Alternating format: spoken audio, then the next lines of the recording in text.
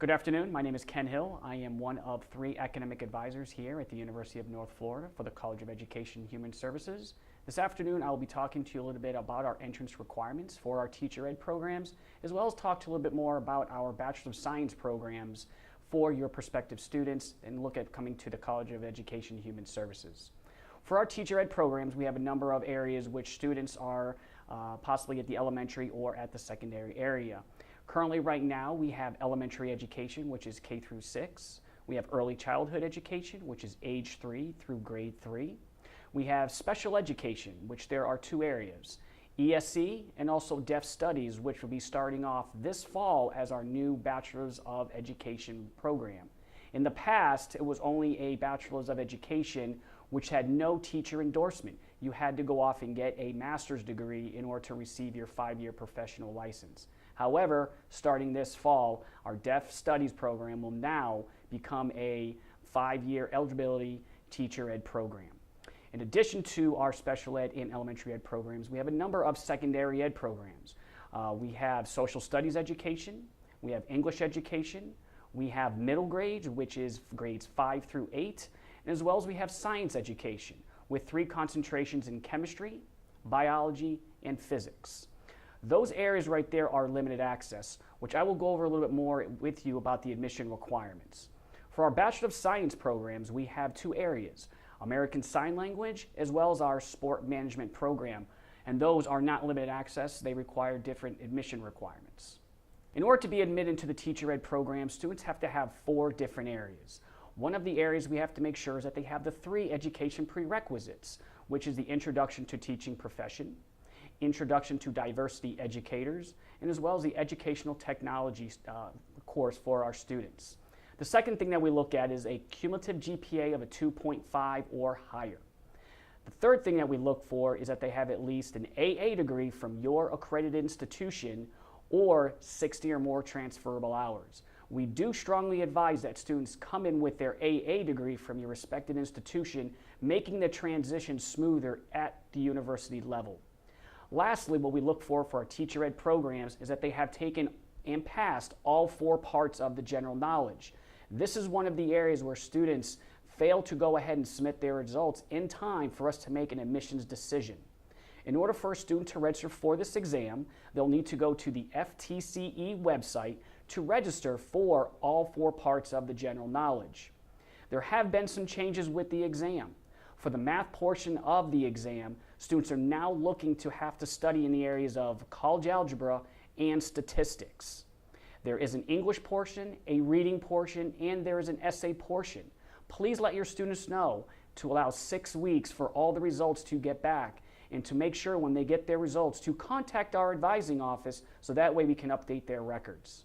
Since the secondary ed program has additional prerequisites, those courses do not have to be completed in order for us to make an admissions decision.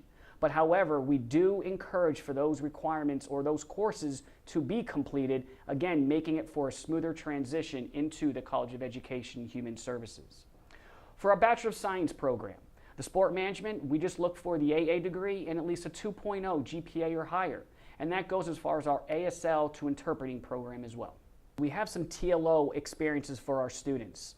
We have many of workshops in which they're part of while they're in their internship and their field experiences. For our teacher ed programs, you're looking at between 30 to 40 schools in which our students are embedded in, and they work within the 5-county area. Students are not required to go ahead and contact these schools in order to be placed. We will go ahead and assist them in the placement process. If they have not been fingerprinted in a certain county, we will assist them through our field experience office. As they come into the program, the instructor that they have registered for will go over as far as the process on how to get fingerprinting and as far as where their school will be. The college has had about 113 interns each fall and spring each year.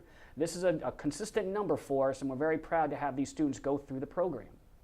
There is a strong emphasis on teacher urban education, so students will be embedded into those urban-based schools within the 5-county area. Every student has on-hands experience within the classroom, and they are working with professionals that have experience at least a minimum of 3 to 5 years with someone who has been within their own classroom. And students have at least up to 1,000 or more contact hours while they're within their bachelor's program. Workshops that we have here for our students, it's called Project Breakout through OneJax. This is where students are going to learn classroom management skills for cultural sensitivity. This is very important for our teachers, so when they are actually in their own classroom, they are very familiar in how to work with students who are from urban-based backgrounds. We also have military workshops. Jacksonville is a main area for a number of different military bases, and so we're very sensitive that where students are moving around constantly. So we're helping that our students will get prepared to work with these young children in their schools to where they are able to work and adapt to a new school setting. Study abroad. Our students have an opportunity to go ahead as part of their internship to go to Plymouth, London, or even Belize. But however, students will have to have a certain GPA and they will have to go ahead and apply to this internship. For our ASL English Interpreting program, Dr. Sherry Shaw is our faculty lead for this program. She is the primary advisor for this particular degree. There is a way for students to go ahead and contact her by going onto our website, www.unf.edu, and looking under the College of Education and Education Human Resources website for her information. Her email is sherry.shaw@unf.edu. But this is an opportunity for students to go from an AS degree to a BS degree. And this is a way for them to work in multiple different facets, whether it be in the court system, the university system, the public school system, many ways that these students can go and interact with the deaf culture here within the Jacksonville and across the country and abroad. We have our sport management program. This is our largest program we have here in the College of Education. Currently right now we're about 300 students. This is a limited access. We have new changes to the program coming through. Starting this fall, the sport management program will no longer have 2 different track options. The students will now have to choose from 6 different minor options, one of them being business management, business marketing, community leadership. We also have community sport and tourism, as well as they can choose from 2 different communication tracks. This will allow students to go ahead and broaden out to their area of interest and be more specific in where the area they want to go ahead and learn more about the area of sport. During the sport management program, they will have 2 different field opportunities. They will be required to take what's called a practicum. This is a pre-internship which requires students 70 hours of volunteering at an organization of their interest. We will assist them in placement for their sites, but they are the ones who will be responsible to contact the organization, submit their resume, as well as submit their contact information so they can go and meet with these individuals to begin volunteering with them. Ultimately, at the end of the day, we have our student internship. All classes as part of the program and minor have to be completed in order to complete the internship. The internship, however, is a little bit different. During the fall and spring, they have to require to take 420 hours, where during the summer, they're only required to complete 400. However, we do encourage them to complete more hours if all possible.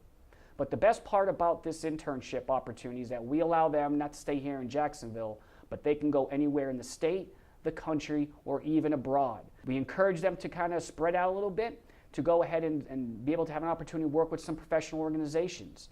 We've had students select and have been hired by many professional organizations such as Major League Baseball, the NBA, the Orlando Magic, Jacksonville Jaguars, the Miami Heat, Miami Marlins.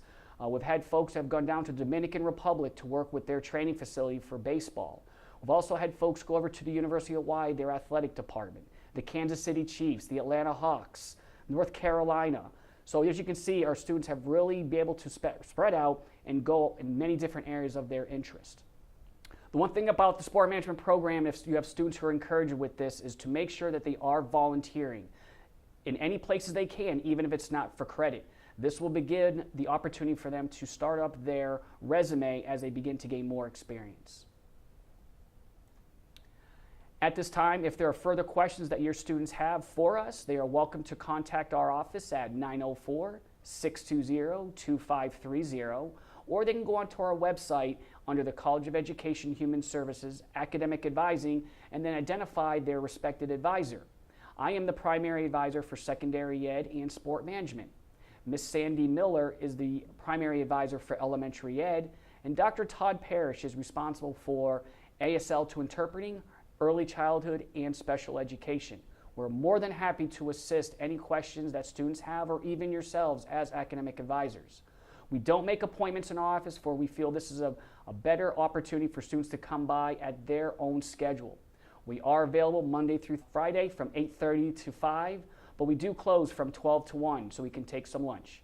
So if you have any other questions, please feel free to contact us, and we look forward to hearing from you.